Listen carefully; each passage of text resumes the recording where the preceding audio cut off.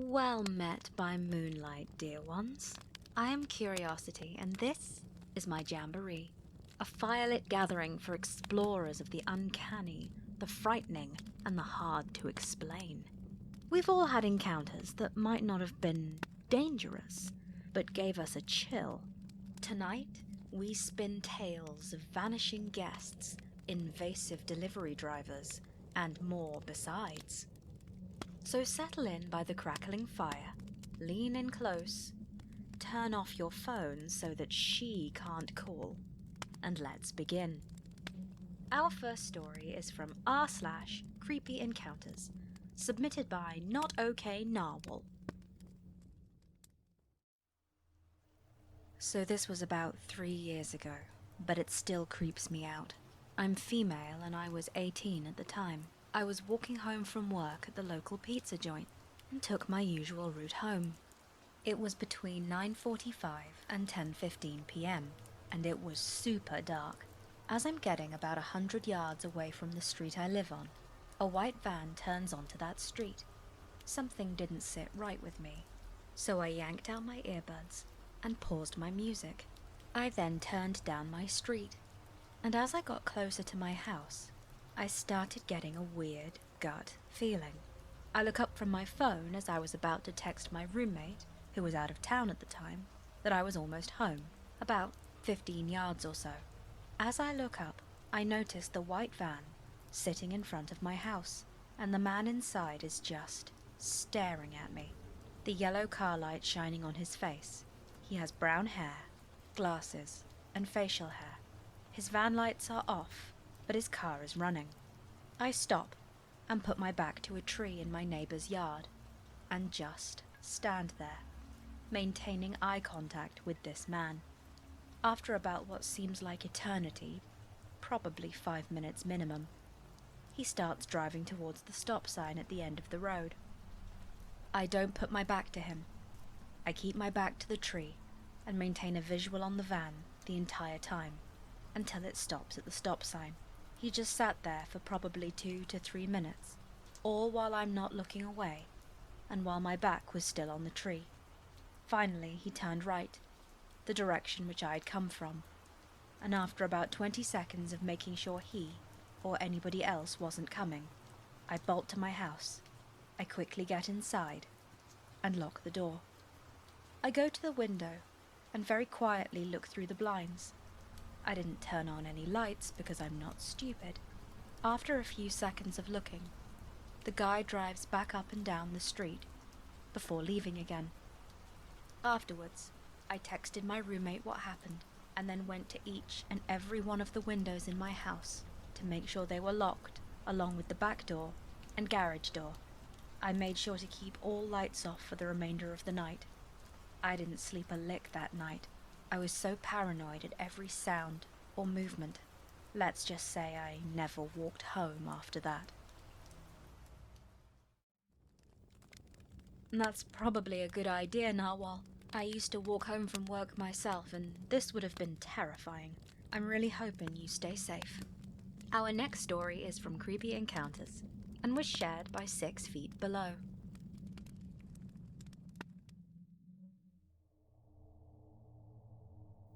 Hi everyone. I just want to preface this story by saying I'm in a better place now. Then, not so much. I was 14 years old and sleeping on the street. Shelters were a no-go. They asked too many questions. I was a kid and looked it. So behind a dumpster it was.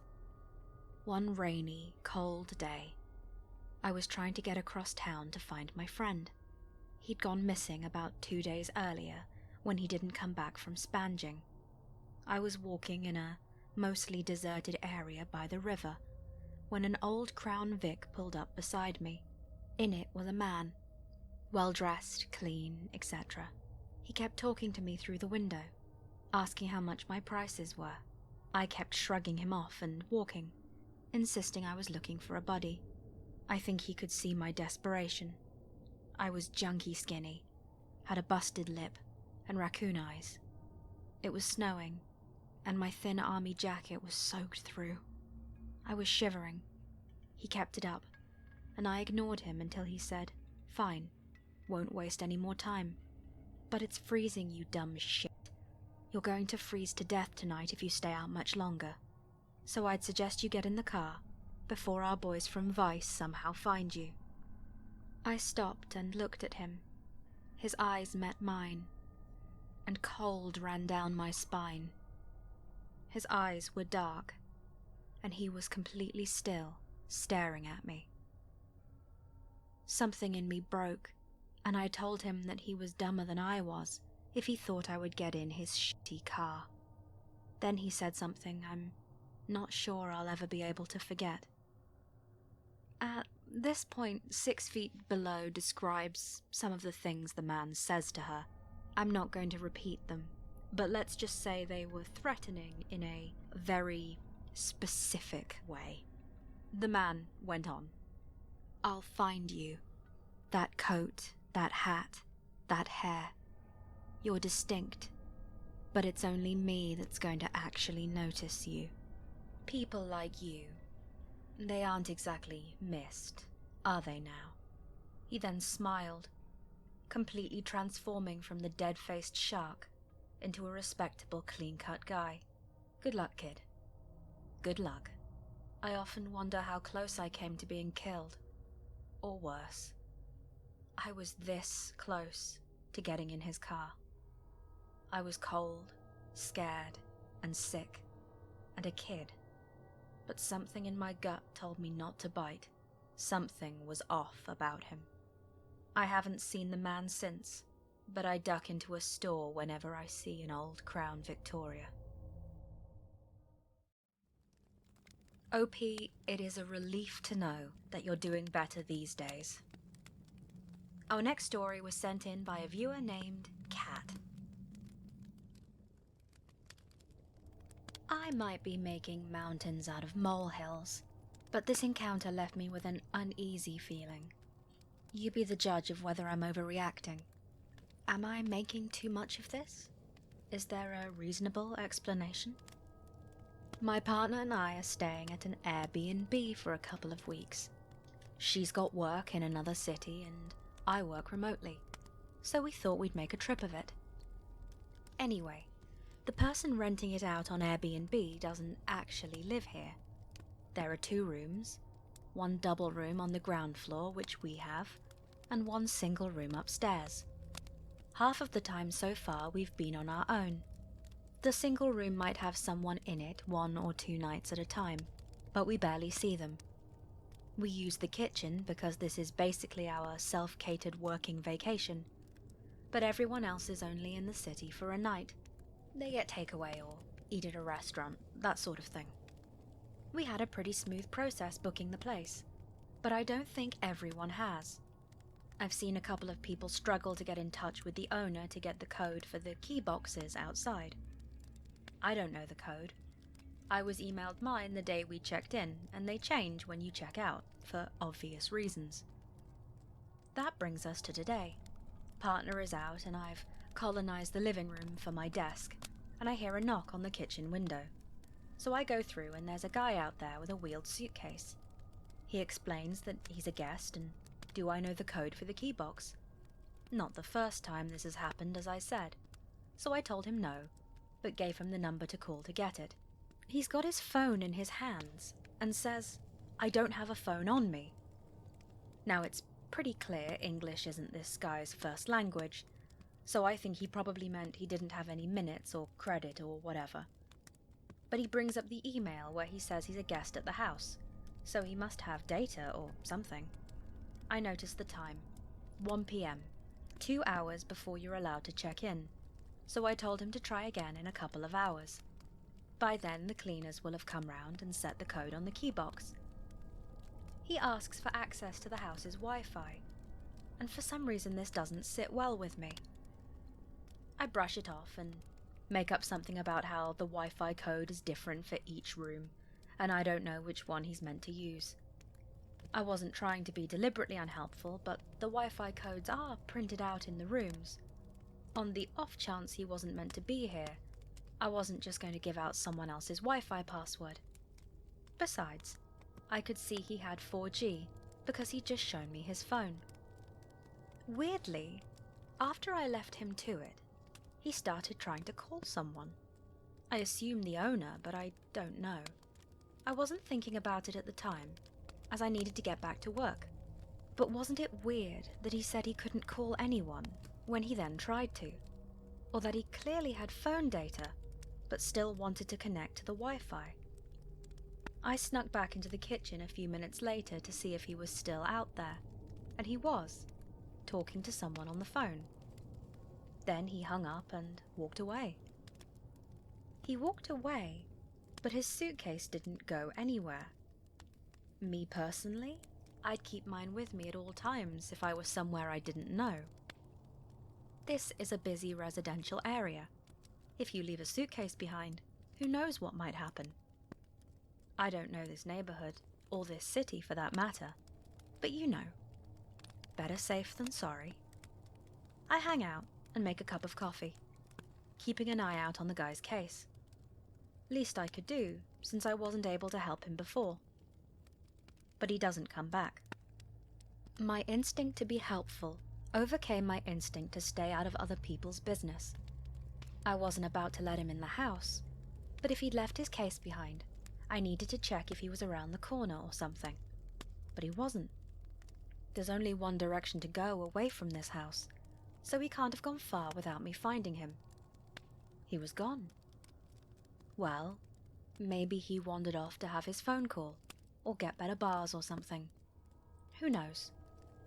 I decided to tuck the suitcase out of the way of public view, so when he came back it was more likely to still be here. So I grabbed the handle and... You ever try to pick up a box, or a pot or something, expecting it to be full, and instead you just yeet it up because you used your full strength on it for no good reason? Yeah, this suitcase was definitely empty. I say definitely, I never checked. Who does that? But it was very light.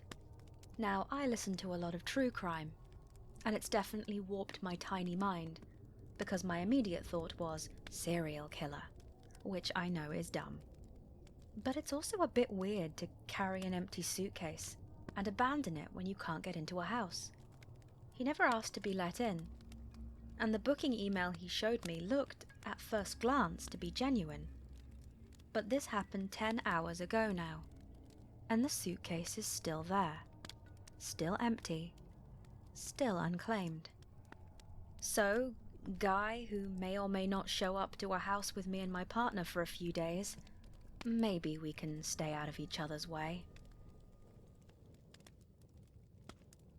Our last story was posted on r/creepyencounters by OKPea7196.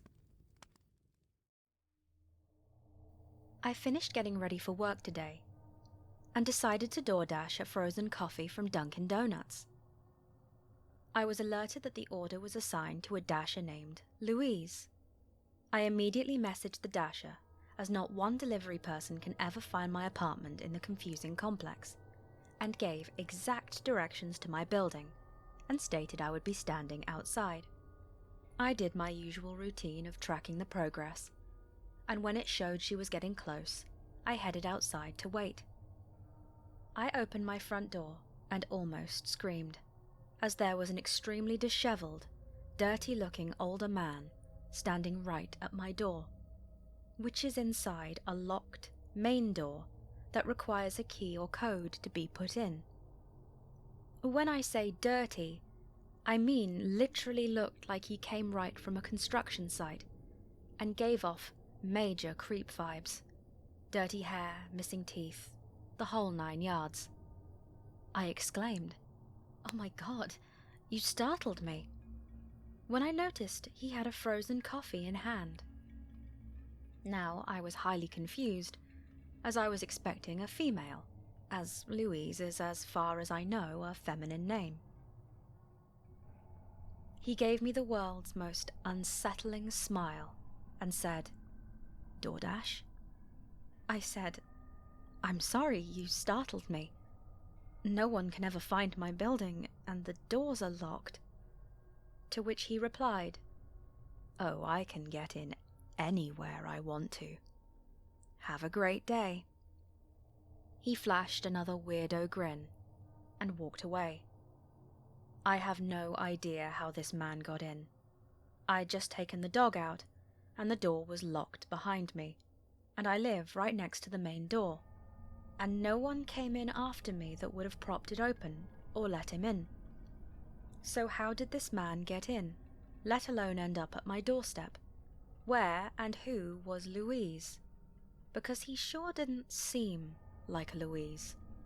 What was that comment about getting in anywhere he wants?